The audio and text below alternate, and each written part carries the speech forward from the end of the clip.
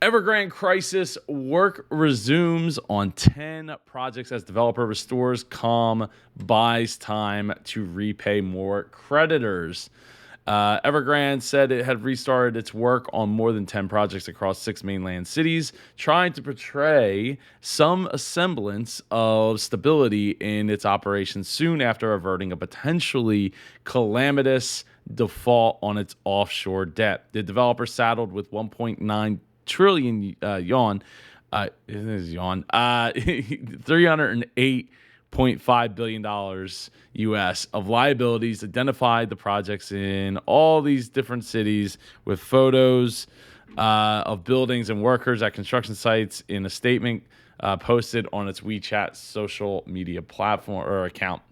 The group will shoulder the social responsibility and ensure completion of the buildings, according to the statement, saying it will, quote, make an all-out effort to comply with the government's requirements.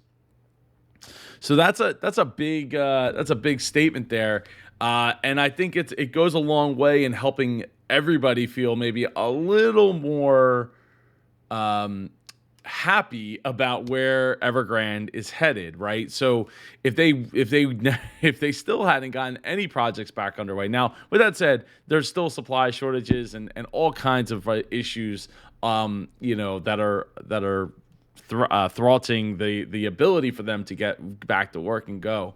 But it's an attempt. They made the payment they needed to make. They're getting people back to work, and hopefully they can start to turn some money and maybe sell a little more as things get through the next couple of weeks to months, and figure they start to figure it out. Now, with that said, another Chinese developer defaults in wake of Evergrande crisis. The Chinese property developer Modern Land said Tuesday it had missed repaying principal and interest on a $250 million bond, in yet another sign of troubles encountered by the country's over-leveraged property sector. Modern Land said in a filing with the Singapore Stock Exchange that owing to unexpected liquidity issues due to the macroeconomic and real estate environments and the illness, it didn't meet the payment due October 25th. So it's still being felt throughout. This is bigger than Evergrande, but Evergrande is the biggest, and considering that they are like a third of their economy, was it their real estate economy or their full economy? I don't know. It's huge. It's huge, and will have ramifications for everyone. And look, these smaller companies are dealing with the same things. They're dealing with a lot of the same things that we here in the States are dealing with.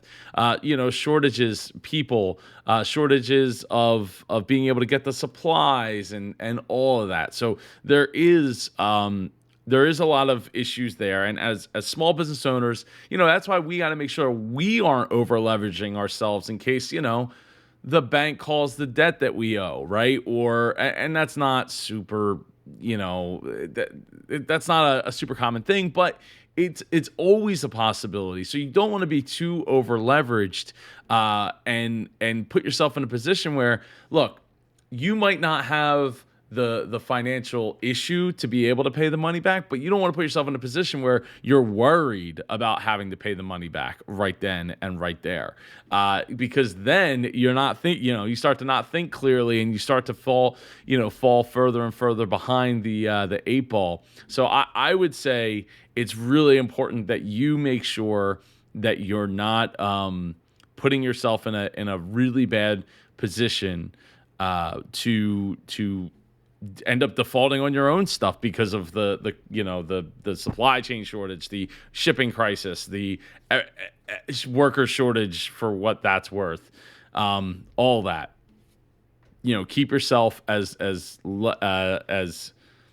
liquidable as possible I would say through the next 6 months, but it might be a lot longer than that.